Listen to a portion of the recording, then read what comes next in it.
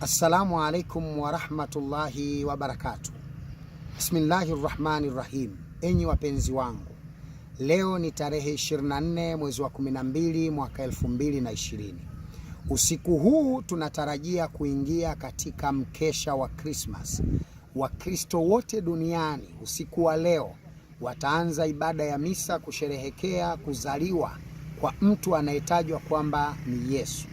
Ndugu zangu, natumia fursa hii kutoa maelezo mafupi juu ya historia ya sikukuu hii na ukweli juu ya sikukuu hii. Sikukuu ya Christmas ni sikukuu ambayo kwanza haionekani katika maandiko, haikubaliki katika historia, wala haina ushahidi wa kisayansi.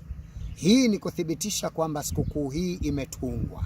Ili uweze kulithibitisha hilo, hebu fuatana nami dakika chache hizi upate kujua ukweli juu ya historia hii.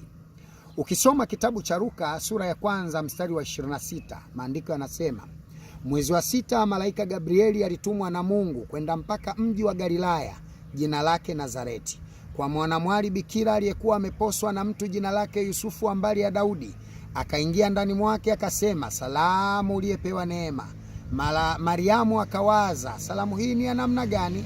Malaika akamwambia Mariamu, tazama umepata neema kutoka kwa Mungu, nawe utachukua mimba na kuzaa mtoto mwanamume, na jina lake utamwita Yesu.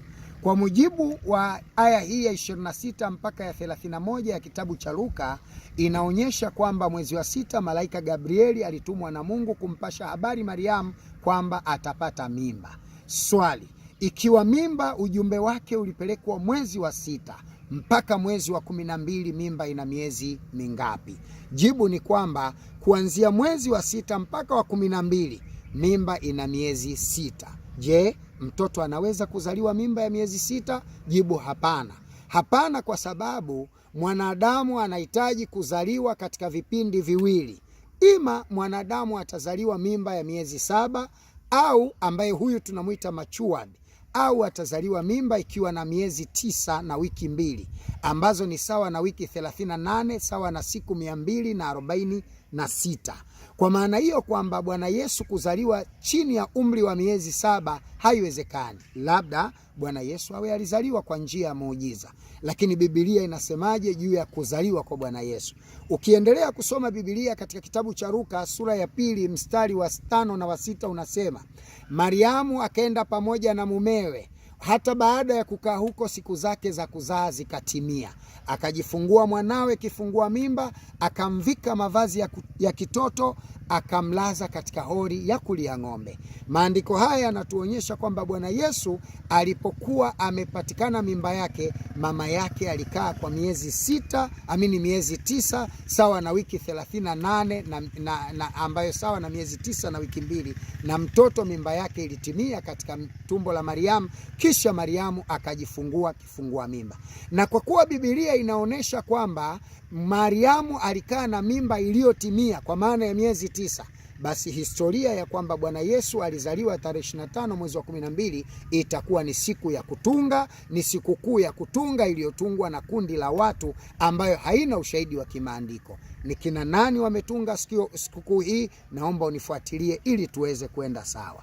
Lakini pia hata tunaporudi, ukiachilia mbali maandiko, ukiangalia katika historia, hakuna kitabu chochote cha historia kinachothibitishwa na aya za vitabu vya Mwenyezi Mungu kuonyesha kwamba Bwana Yesu alizaliwa tarehe 25 mwezi wa 12. Hakuna kitabu chochote cha historia kinalothibitisha hilo, kwamba kinatoa maandiko kutoka katika vitabu vitakatifu vya Mwenyezi Mungu.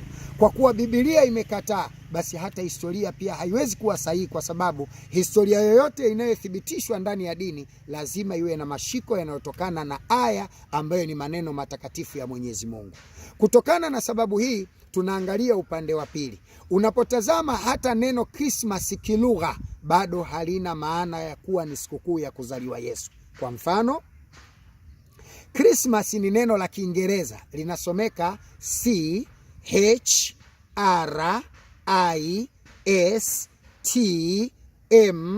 CHRISTMAS. Neno hili ni neno la Kiingereza ambalo nalo limetoholewa kutoka katika neno la Kilatini, yani neno la Kirumi. Warumi Christmas wanaandika XMAS S kwa maana ya Xmas, kunakuwa na dash kati ya M na X. Xmas maana yake ndio neno hili limetafsiriwa katika lugha ya Kiingereza kwa maana ya Christmas. Hebu turudi katika lugha kwamba hili neno Christmas la Kiingereza lina asili kutoka katika maneno ya Kiingereza ya kuthibitisha kwamba ni kuzaliwa Yesu. Uthibitisho huo haupo, yani uthibitisho wa kisayansi unaothibitisha kwamba Christmas neno la Kiingereza lenye maana ya kuzaliwa Yesu halipo, isipokuwa unaposoma kitabu cha kamusi ya Kiingereza kwa Kirumi, Xmas ndio inakuja kutafsiri neno Christmas, ambayo Xmas ni lugha ya Kilatini na X ni namba katika Kilatini, ambayo X ni 10 na mas ni meza. Xmas maana yake ni meza ya watu 10. Kwa nini? Kwa sababu Warumi 1 wanaandika 1, 2 wanaandika 1 1 2, 3 wanaandika 1 1 1 zinakuwa 3, 4 wanaandika V moja inakuja kushoto, 5 wanaandika V, 6 wanaandika V moja inakuja kulia, 7 wanaandika V 1 1 2 zinakuja kulia, 8 V 1 1 3 zinakuja kulia, 9 wanaandika X moja inakuja kushoto, 10 wanaandika X. Kwa hiyo ukiandika X kwa Kilatini ni 10. Xmas maana yake ni meza ya watu 10. Ni watu gani hawa? Watu hawa ni wafalme kutoka katika nchi 10 walioitwa katika mkutano wa Nisea uliofanyika katika mji wa Constantinople kule Uturuki tarehe 3 mwezi wa 7 mwaka wa 321.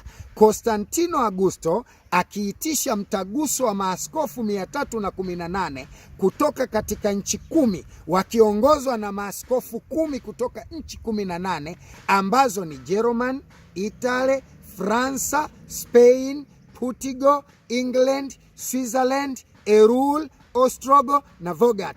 Nchi hizi 10 zilizokuwa zikitawala Ulaya wakati ule ndizo zilizofanikiwa maaskofu wake kutoa namba zao. Namba ya kila askofu mmoja ilihesabika kama namba iliyopiga kura. Kwa hiyo maaskofu wa nchi 10 wakapiga kura 10, ndio wakaandika X. Kwa kuwa walipiga 10 mezani, kura hizo mezani, ile meza ikatupewa jina la Kilatini mas. Kwa hiyo Xmas yani veto za kura za watu 10 za kikao cha kupanga tarehe ya kuzaliwa Yesu pasi na maandiko. Ndiyo maana sikukuu ya Christmas huwezi kuikuta kwenye Biblia, huwezi kuikuta kwenye Injili, huwezi kuikuta kwenye Torati, huwezi kuikuta kwenye Zaburi. Ni sikukuu iliyopangwa na watu. Na Bwana Yesu kabla ya kuondoka duniani alitahadharisha kwa maneno haya 15:13 Mathayo mtakatifu. Bwana Yesu anasema, lakini nawaambia, kipofu akimuongoza kipofu mwenzie,